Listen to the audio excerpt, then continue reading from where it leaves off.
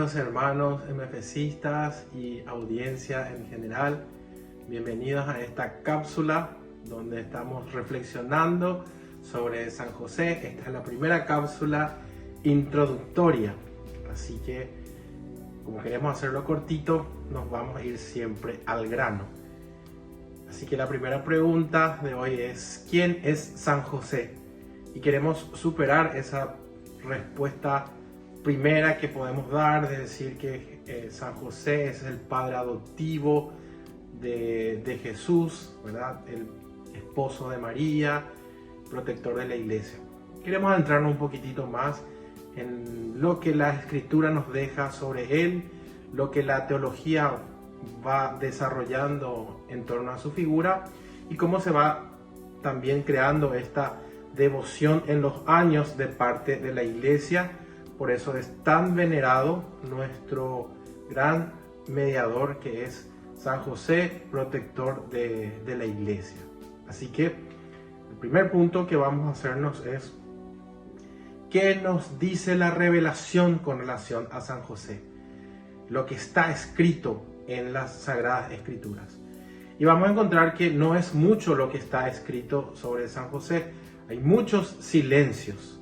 Sin embargo, esto tiene un sentido. El Espíritu Santo, a través de los autores sagrados de los evangelios, fue el que nos va revelando y diciendo que esto es lo importante que necesitamos saber de José en la revelación. Porque en realidad la Sagrada Escritura está centrada tanto en el Antiguo Testamento como el Nuevo Testamento en la figura de Jesús, nuestro Salvador. Entonces, en la medida que José, padre de Jesús, tiene relación en la historia de salvación para con nosotros y con lo que es la vida de Jesús, es ahí donde se nos va revelando. Y vamos ya a iniciar entonces con la situación de lo que nos deja el Evangelio de San Lucas. San Lucas, que era un médico bastante detallista, él nos va mostrando la genealogía de Jesús a través del capítulo 3, ¿verdad? Entonces, en esa genealogía vemos la descendencia de Jesucristo a través de San José. Y aquí viene la primera cuestión. ¿Cómo es que San Lucas, que es el evangelio que mejor nos describe la infancia de Jesús y donde mejor le conocemos a la Virgen María, cómo fue que pudo omitir la genealogía de María? Además, a esto se le agrega que en los primeros capítulos, con la cuestión de San Juan Bautista, sí nos muestra la genealogía de Zacarías y también la genealogía de Isabel, donde nos dice que Isabel es de la tribu de Aarón, o sea, de una tribu sacerdotal. Por lo tanto, Juan el Bautista era de la tribu de sacerdotes. Entonces, ¿por qué omite el Evangelio la genealogía de María? Sin embargo, la de San José, que llega a Cristo, sí está bien descrita. Y esto es porque en torno a la figura de Jesús, del cual ya conocíamos su nacimiento milagroso a través de una virgen, los milagros que pudo hacer Jesucristo en su vida pública, ¿verdad? Todo esto nos demuestra que Jesucristo era una persona al cual él se llamaba Hijo de Dios, que se va revelando, pero para el judío era necesario saber si realmente él era el Mesías esperado, ya que vemos en algunos pasajes justamente que se le envía a preguntar a Jesucristo: ¿eres el Mesías que estábamos esperando? Y ahí vemos cómo en el Antiguo Testamento se esperaba que el Mesías nazca de la descendencia de David, ¿verdad? Tenía que ser un hijo de David, descendiente de David, que David a su vez era de la tribu de Judá, tal cual como el pueblo de Israel estaba esperando su Mesías, que tenía que salir de la tribu de Judá y también de la descendencia de David. Entonces, tanto en Lucas como en Mateo nos demuestra en su genealogía que José es parte de esa estirpe de David. Y esa estirpe de David en el Evangelio es mencionado solamente a dos personas. Dice por Jesús, ¿verdad? La segunda persona de la Santísima Trinidad, que es de la estirpe de David, y también por José, su padre.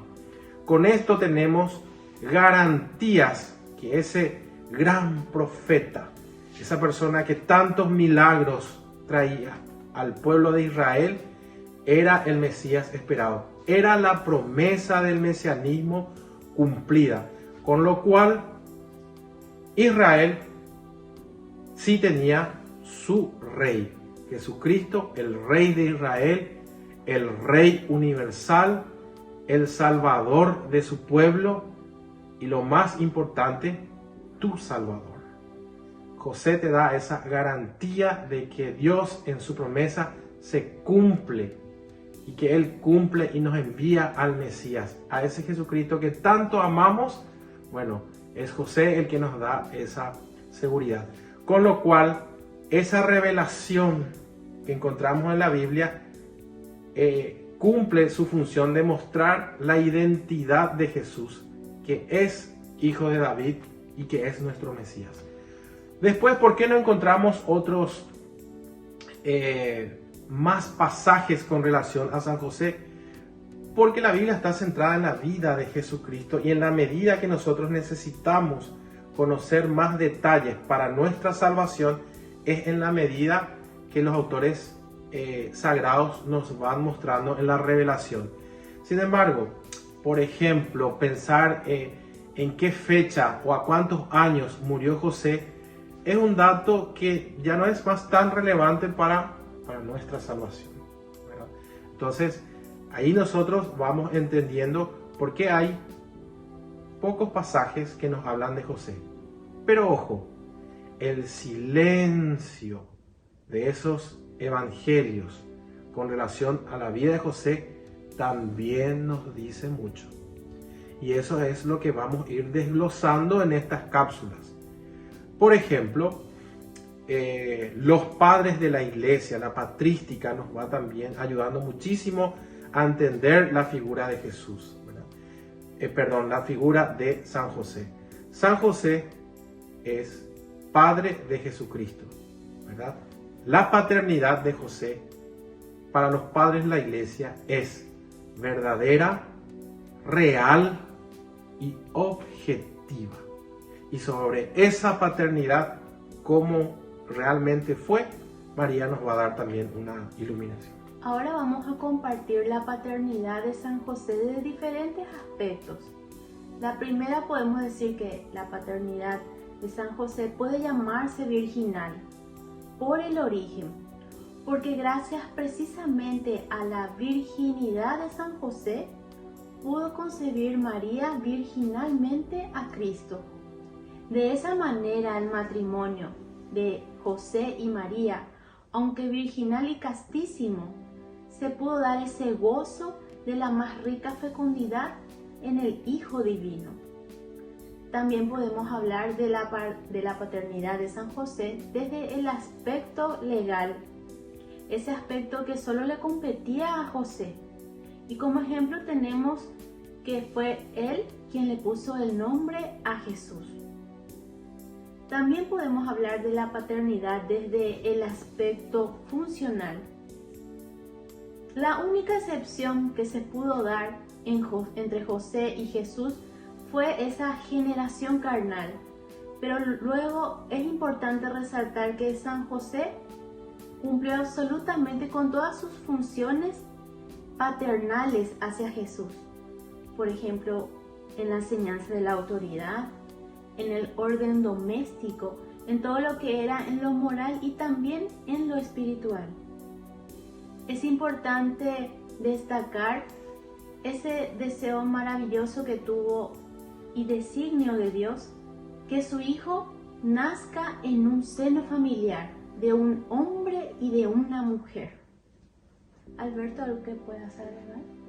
Claro, tal vez muchas veces no ahondamos mucho en lo que es, decimos por San José como castísimo esposo, ¿verdad?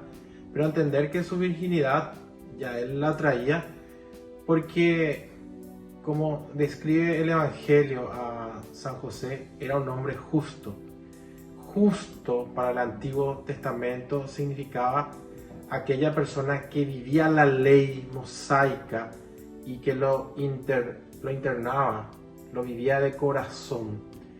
Por eso él era justo, ¿verdad? Entonces, entendiendo que José vivía esta ley mosaica, vivía el decálogo y por lo cual tampoco había caído en el pecado de lo que sería la fornicación.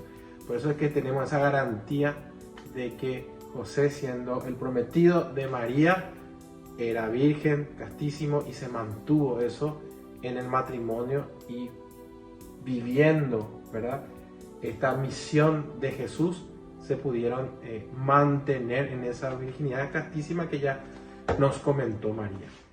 Y así es como vamos adentrándonos en José. También a modo introductorio queremos decirle que las Sagradas Escrituras nos va a hablar de José en distintos lugares. Primero en Belén, por el nacimiento de Jesucristo, ahí en el pesebre en Belén. Luego la huida en Egipto, vamos a tener también escenas de él en Egipto, donde toma a María y al hijo y lo llevan a Egipto hasta que el ángel le dice que puede regresar. También vemos la figura de José en Jerusalén, cuando llevaban al niño al templo en aquella ocasión que se les había extraviado, ¿verdad? Y todos esos pasajes que vamos a ir desglosando, ahí vemos a José en Jerusalén. Como también a José en Nazaret. Y aquí es porque José y María estaban en Nazaret, y nos dice el Evangelio que Jesucristo crecía en estatura, en sabiduría y en gracia.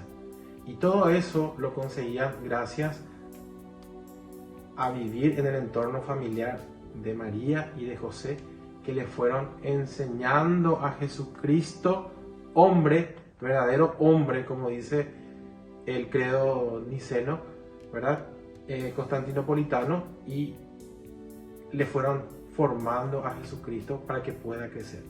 Y todo esto vamos a ir desglosando ya como una introducción, ¿verdad? Creemos que hoy hemos entendido algo de José, y así queremos continuar este camino juntos para ir desglosando la vida de José, meditándolo y llevándolo a la práctica como padres que somos, como personas que somos, y tanto tenemos que aprender de este hombre justo ante los ojos de Dios. Así que todos juntos pidamos su intercesión. San José, ruega por nosotros. Muchas gracias, y no se olviden de darle like y compartir este video con sus amigos. Nos vemos.